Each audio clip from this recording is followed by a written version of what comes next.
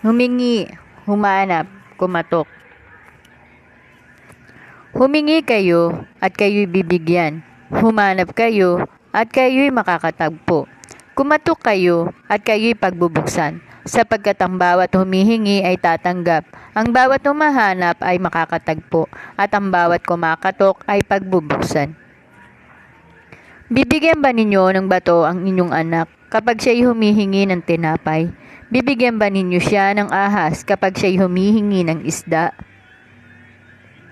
Kung kayong masasama ay marunong magbigay ng mabubuting bagay sa inyong mga anak, gaano pa kaya ang inyong Ama na nasa langit?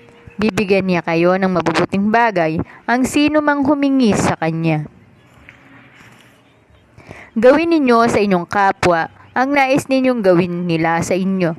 Ito ang buod ng kautusan at ng mga isinusulat ng mga propeta.